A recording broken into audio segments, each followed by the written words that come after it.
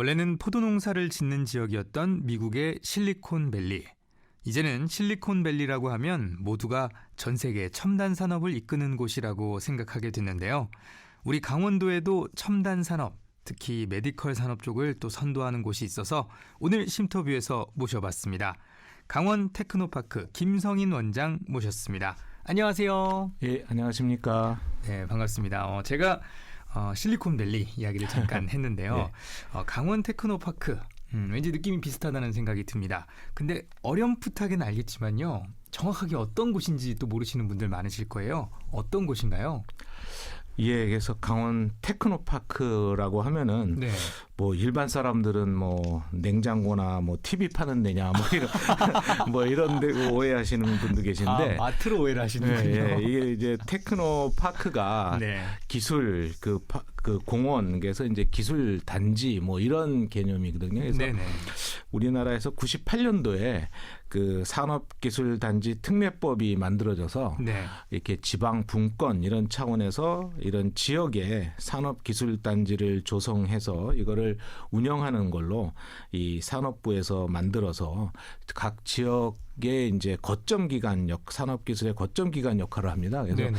전국 우리 17개 시도에 네. 총 지금 19개 테크노파크가 구축이 돼 있습니다. 그래서 우리 강원 테크노파크는 2003년도에 설립이 돼서요. 저희가 정부가 이걸 만들 때 이렇게 17개 시도에 이제 주력 산업을 정해서 그래서 뭐 어디는 뭐를 하고 뭐 이렇게 돼 있는데 저희 강원도는 이 주력 산업이 바이오, 신소재, 의료, IT 뭐 이런 걸 중심으로 네. 저희가 뭐 기업의 R&D라든가 수출이라든가 뭐 시제품을 개발한다든가 여러 가지 다양한 그런 기업 지원 업무 그런 것을 그리고 또 특히 요새는 최근에는 이 강원도의 특화 산업을 좀 선도하는 역할을 좀 하고 있는 기관입니다. 네, 그렇군요. 방금 강원도에도 뭐 의료, IT 이쪽으로 많다고 하셨는데 어느 지역에 어떤 곳이 어떤 것을 하고 있는지 좀 알려주시면 좋겠어요. 예, 그래서 이제 춘천은 저희가 그 바이오 IT를 중심으로 이제 많이 그 주력 산업이 돼 있고요. 네. 그다음에 원주는 뭐 의료기기 쪽이 의료기기, 중심이 그렇죠. 돼서 네. 그래서 저희가 이제 헬스케어 요새 디지털 헬스케어를 또 그쪽에서 많이 하고 있고요. 네. 그리고 이제 강릉은 신소재 쪽으로 이렇게 해서 원래 삼각축을 이렇게 중심으로 됐는데 네. 이제는 이제 저희도 강원도 내에서도 균형적인 발전을 하자. 그래서 이제 저희가 홍천에는 중화항체 쪽을 저희가 지금 이번에 단지를 만들었고요. 네. 그다음에 태백에는 또 거기 경석자원을 활용한 것을 만들었고 네. 삼척에는 또 액화수소 네. 뭐 이런 단지도 만들었고 그래서 좀 이런 다른 지역도 저희가 지금 많이 좀 육성을 하고 있는 중에 있습니다. 그렇군요. 네, 또 지난 4년 동안 강원 테크노파크에 많은 변화가 있었다고 들었습니다. 들리는 소문에 이제 질적으로 그리고 또 양적으로도 크게 성장했다고 하는데요. 또 공교롭게도 원장님 부임하시고 입니다. 우리 관련해서 좀 자세히 설명해 주실 수 있을까요? 예, 뭐 양적으로만 보면은 일단 네. 예산면에서도 2018년 이전에는 한 400억 정도 수준으로 저희가 이제 기업 지원을 해왔는데요. 네.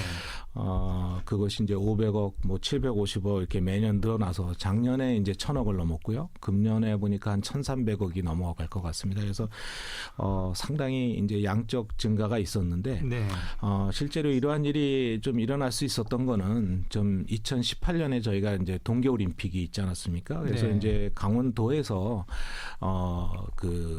동계올림픽을 성공리에 마치고 우리 신강원 정책을 마련했습니다. 그래서 신강원 정책. 예, 네. 예, 그래서 신강원 정책 중에 뭐 신농업, 신산림이 있지만 신산업이 있습니다. 네. 그래서 이제 신산업 부분은 아무래도 이제 강원 테크노파크가 맡아서 이렇게 해야 되는 거라서 그걸 통해서 원래 기존의 의료기기를 이번에 디지털 헬스케어 그래서 디지털 면을 부각한 디지털 헬스케어, 그다음에 이모빌리티, 또 액화수소, ICT, 드론 산업, 뭐 이러한 여러 가지 그런 특화 산업 육성을 하게 되었습니다. 그래서 이제 이거를 저희 TP가 이제 전담을 해서 그 이후에 2018년 이후에 이런 특화를 맡는 특화 센터가 한 6개가 새로 생겼습니다. 그래서 이러한 그 질적, 양적 그 증가가 있었다고 봅니다. 네, 지금 굉장히 4차 산업에 또 이렇게 또 어울리는 또 그런 산업들이 많이 성장을 했다고 말씀을 해주셨는데요. 강원 규제자유특구, 네, 이야기를 좀 나눠보고 싶어요. 규제자유특구 어떤 건가요? 이게 규제자유특구는 원래는 이게 이제 그 많은 그 기업들이 이 외국에서는 괜찮은데 한국에서는 규제 때문에 못한다 이런 말이 많지 않습니다. 네. 그래갖고 이제 이런 그 샌드박스, 규제 샌드박스라는 게 법적으로 이제 제정이 되고 그래서 기업이 우리가 이제 규제 때문에 못하는 이런 사업이 있다고 하면은 이거를 얘기를 하면은 심의를 통해서 그 기업당 이 샌드박스 를 해서 할 수 있게 뭐 2년 동안 해서 임시 허가를 준다든가 이런 그것이 있습니다. 네. 근데 이제 이게 그 뭐 닭이 먼저냐 달걀이 먼저냐 이게 문제인데 이 규정이 있으니까 기업들이 그 투자를 이제 못하지 않습니까? 그래서 중기부에서 이 규제자유 특구 사업이라는 거를 만들었습니다. 그래서 이제 수도권을 제외한 15개 이제 그 시도에서 이거를 할 수 있게 했는데 그래서 그 지역을 정해놓고 그 지역 내에서 규제 똑같은 샌드박스를 하게 하는 거죠. 그리고 이러한 그 규제가 없다는 것을 해서 그거를 그 기술을 개발할 수 있는 그 개발비까지 주어집니다. 그래서 아까 처음에 말씀드린 일반적인 샌드박스는 이런 그 개발비라든가 이런 기술 지원이 국비가 지원이 안 되는데 이 규제자유 특구 사업은 이런 국비가 지원이 돼서 많은 기업들이 이러한 그 규제를 없이 할 수 있는 것도 도움이 되지만은 이런 거를 그 개발할 수 있는 그런 것까지 진행이 되는 이런 사업입니다. 그러면 규제자유특구는 이제 단순히 규제를 좀 덜하고 이런 걸 넘어서서 기술비 지원까지 또 되는 그런 곳이군요. 그러면 강원 규제자유특구는 어떤 특징을 좀 갖고 있고 좀 어떤 성과를 이루었는지 좀 듣고 싶습니다. 예, 그래서 말씀드린 대로 19년부터 이제 중기부에서 규제자유 특구 사업을 전국적으로 이제 실시해서 지금 총 7차에 걸쳐서 했습니다. 그래서 저희가 19년 7월에 1차 때 저희가 디지털 헬스케어, 그래서 중심적인 내용은 디지털 헬스케어 중심적인 내용은 원격 진료가 되겠습니다. 원격 진료. 그래서 저희가 의사협회로부터도 많은 그 반대도 있었지만은 그 원격 진료를 지난 2년간에 상당히 잘 그 성공적으로 좀 했고요. 그다음에 20년도에 들어서 저희가 3차 때 액화수소 사업을 했습니다. 그래서 지금 넥소 수소차들이 이제 많이 다니고 있는데 일반 분들이 잘 뭐 쉽게 액화수소는 또 뭐냐 이렇게 말씀드리겠는데 일반 수소도 연료 아닙니까? 그래서 그 수소를 수송하기 위해서는 액화가 돼야 이렇게 편하게 할 수 있습니다. 뭐 잘 아시다시피 LPG 가스 잘 아시지 않습니까? 그렇죠. 이 LPG가 리퀴드입니다. 리퀴드 페트롤리움 가스의 줄임말이 LPG거든요. 그래서 이것도 액화 천연 뭐 가스 뭐 이렇게 되는 겁니다. 그러면 그 통 안에 액체가 액화 상태가 이제 그 뭐 라이터 같은 경우에 액체가 들어가 있는데 가스로 돼서 나오는 것처럼 이게 이제 기체 상태로 하게 되면 보관도 어렵고 운송도 어렵기 때문에 수소도 액화가 돼야 됩니다. 근데 이제 이런 액화 수소에 대한 여러 가지 법령이라든가 이런 것이 전혀 없었기 때문에 저희가 이제 삼척을 중심으로 해서 그 액화수소 규제자유 특구 사업을 2020년에 이제 저희가 시작을 했고요. 그리고 이제 금년에 5차 때 정밀의료 또 산업을 특구를 지정을 받았습니다. 그래서 이 정밀의료도 또 상당히 어려운 좀 얘기인데 뭐 간단하게 말씀드리면은 기존에 이제 의료는 뭐 내가 어디가 아프다 그러면 그 아픈 거를 뭐 이게 치료하는 그런 거지만은 이 뭐 암이라든가 뭐 이런 것들이 어떤 그런 이 어디서 오는가 이런 걸 이렇게 연구를 해봤더니 한 30%는 그 유전적인 게 있고 네. 또 한 30%는 내가 어떻게 어떤 환경에서 살았느냐, 어떤 생활을 했느냐, 예, 뭐 운동을 잘했느냐, 네. 그걸 이제 통틀어서 라이프로그라고 하고, 네. 그 다음에 이제 세 번째는 어떤 그런 질병에 이런 노출이 되었느냐, 뭐 이런 세 가지 요인이 작용한다고 하는데, 그래서 그 아까 유전적인 거와 그 라이프로그는 네. 하루 아침에 일어나는 게 아니지 않습니까? 그래서 네네. 이게 데이터가 필요합니다.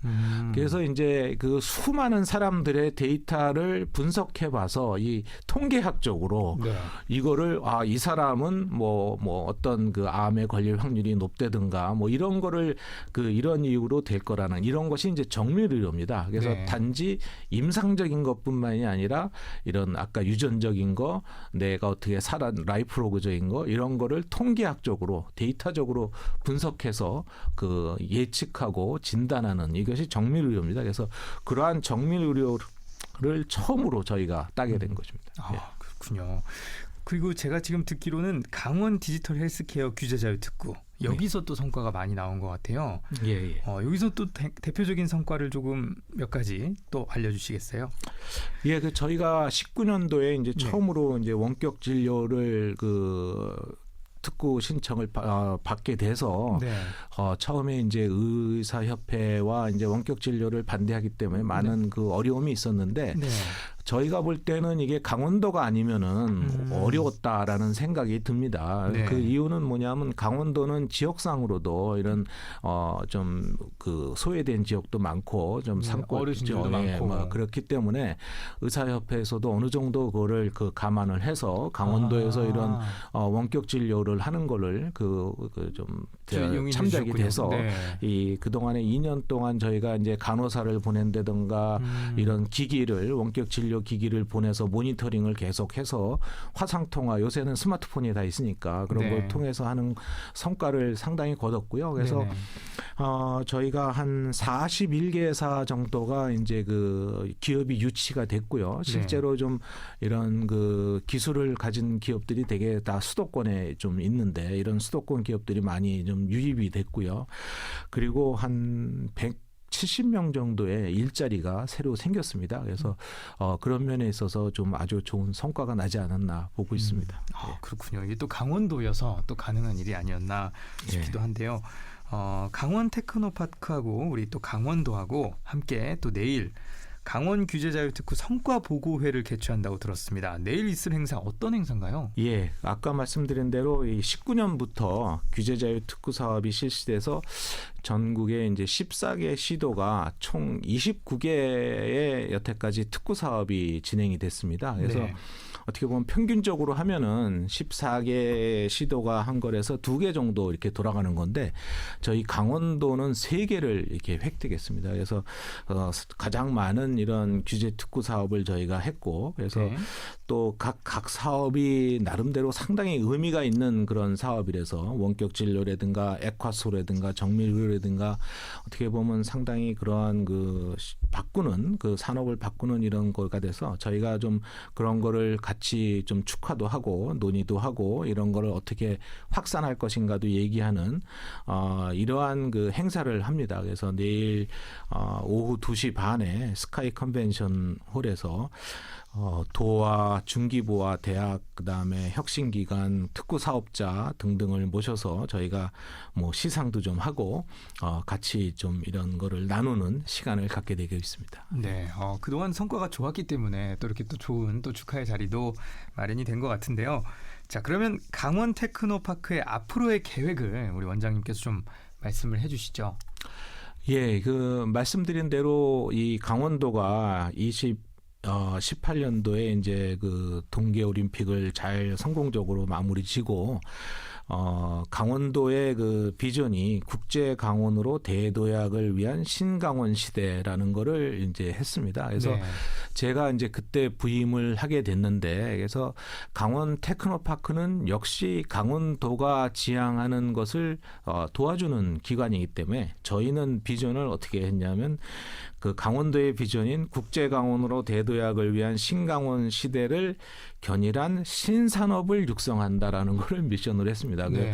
뭐 신강원을 만드는데 여러 가지 뭐 농업도 있고 그렇죠. 뭐 농 이런 게 있는데 저희는 신산업으로. 이제 신산업 부분을 육성한다 해서 또 그리고 이제 요새 가장 지난 4년간의 그 핵심적인 게 이제 4차 산업혁명 아니겠습니까? 그래서 네. 이러한 AI, 빅데이터 뭐 이런 것들이 이제 상당히 중요한 것들이 됐는데 이런 거를 도입하는 어떻게 보면 우리나라가 전면적으로 이런 거를 바꿔 타야 되는 이런 산업의 시점에 있어서 강원도가 그거를 선도적으로 할 수 있는 그 도가 되겠다라는 것에 이제 그동안의 역점을 뒀고 앞으로도 그거를 정착시키는데 하려고 하고 있습니다. 그래서 금년에 저희가 이제 디지털 치료제라는 사업을 또 획득을 했습니다. 국비. 디지털 치료제. 예. 이 디지털 치료제 하면은 뭐 산업적으로도 상당히 생소한 분야고 네. 뭐 항상 모든 데 선도한다는 미국에서도 네. 상당히 생소한 분야인데 뭐 쉽게 얘기하면은 이 디지털 그러니까 뭐 게임 같은 거 이런 네. 걸 통해서 정신 치료를 한다든가 뭐 이런 것입니다. 그래서 네. 이러한 디지털 치료제 사업을 또 저희가 땄고요. 또 네. 정밀의료 아까 말씀드린 그러한 그 새로운 의학인 그런 정밀의료 분야 또 우리 산업을 완전히 재편할 수 있는 그 액화수소 그런 산업 또 이모빌리티는 이번에 이제 횡성에서 그 우리 그 디피코라는 회사가 주축이 돼서 네. 그 포르토라는 그 이제 소형 전기차가 처음으로 나왔는데 여기에서 끊이지 않고 저희가 1톤 트럭 그 전기차도 만들어내고 네. 또 요새는 그 이런 자동차를 디자인하는데 이런 옛날 방식이 아니라 디지털 트윈이라는 방식을 많이 사용합니다. 그래서 이게 디지털 트윈이라는 게 예를 들어서 뭐 현대차와 우리가 같이 그 자동차를 개발한다. 그러면 뭐 서울역에서 모여서 이렇게 하는 게 아니라 현대차는 뭐 예를 들어서 울산에 있다 그러면 울산에 있고 네. 뭐 횡성에 전기차하면 전기차에 있어서 거기서 디지털 트윈으로 트윈이니까 디지털로 하나는 울산에서 보고 하나는 여기서 보고 뭐 이러한 것들도 저희가 그 하고 있습니다. 그래서 그 계획을 하고 있고요. 또 특히 이번에 저희가 그 테크노파크 산하에 강원 소프트웨어 산업진흥센터라는 것이 이번에 구축이 됐습니다. 그래서 네. 이거는 과기부에서 지역 거점으로 이 소프트웨어 산업이 이제 이 예전에 말하던 소프트웨어 산업이 아니라 이제 뭐 메타버스니 뭐 이런 것들이 많이 이제 나오기 때문에 이 지역 거점 기관으로서 소프트웨어가 좀 있어야 되겠다. 그래서 과기부에서 요청을 해서 저희가 이번에 소프트웨어 산업진흥센터를 만들어서 앞으로 말씀드린 대로 우리 그 강원도의 그 4차 산업혁명의 그 선도를 하고 이거를 이제 정착화시키는 이러한 테크노파크가 되도록 노력하겠습니다. 네. 지금 벌써 계획이 아주 많다라는 느낌이 딱 드는데 앞으로 강원도에서 이 산업적으로 좋은 성과들이 많이 귀에 들려왔으면 좋겠습니다. 자, 이제 오늘의 대화를 좀 마무리하면서 마지막으로 우리 원장님께서 추천해 주시는 곡 한 곡을 들으면서 마무리를 하면 좋을 텐데요. 어떤 곡을 좀 들으면 좋을까요? 예, 저는 뭐 우리 이선희 씨가 부르는 아름다운 강산을 좀 뭐 추천을 하고 싶은데요. 아름다운 강산. 예. 이 곡 제목부터 벌써 왠지 뭐가 있을 것 같은데. 네. 예, 이게 저는 이제 83년도에 네. 미국에 유학을 갔습니다. 그래서 네네. 미국에 유학을 가서 거기서 이제 학위를 끝내고 거기서 교수도 하고 네. 또 벤처 사업도 하고 뭐 한 30년간 미국에 있었습니다. 그래서 네. 지금 한국에 들어온 거는 2010년도에 이렇게 들어왔는데 들어오신 지 얼마 안 예, 되셨군요. 한 10년 정도밖에. 10년도에 들어왔는데 그래서 네.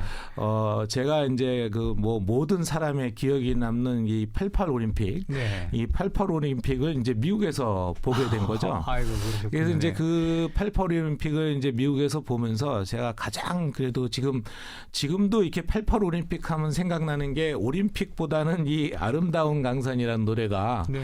그 상당히 좀 마음에 남고 이렇게 그랬습니다. 그래서 이제 이 한국에 들어와서 이제 이 아름다운 강산을 이렇게 또 한국에 들어와서가 아니라 이제 제가 강원도에는 2012년에 철원에 있는 철원 플라즈마 산업 기술원에 이제 원장으로 오면서 처음 이 강원도에 이제 오게 된 일을 하게 됐는데 네.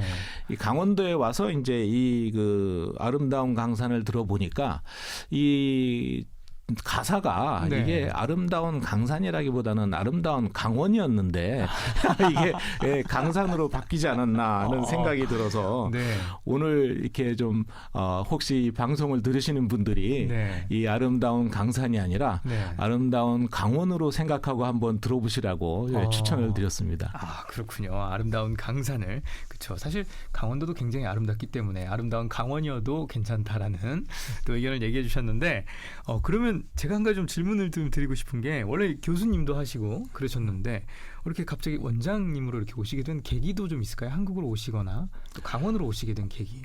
예, 그 말씀드린 대로 이제 네. 미국에서 제가 한 30년 있다가 네. 좀 부모님한테 좀 그 불효를 한 것 같아서 너무 미국에 이제, 오래 계셨다. 예, 저도 좀 일찍 결혼하고 해서 제가 이제 들어올 때 2010년도에는 벌써 이제 둘 다 제 딸이 둘인데 둘 다 네. 결혼을 시키고 네.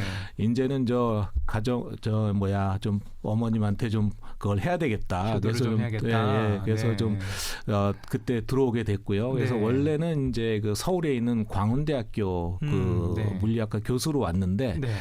아무래도 이제 교수보다는 좀 더 활동적인 그 일을 거를 현장에서 하고 싶어서 네. 그 당시에 이제 강원도 철원에 있는 플라즈마 산업기술연구원에 이제 원장을 뽑게 돼서 네. 이제 거기 가게 돼서 뭐 강원도에 이제 푹 빠지게 됐습니다. 그래서 이번에 또 테크노파크 원장님도 하시고 그래서 이 아름다운 강원, 아름다운 강산, 우리 이선희의 곡을 신청해 주셨는데요. 자, 그러면 이선희의 아름다운 강산 함께 들으면서요. 저는 강원 테크노파크 김성인 원장과 인사 나누도록 하겠습니다. 오늘 말씀 감사합니다. 고맙습니다. 네, 감사합니다.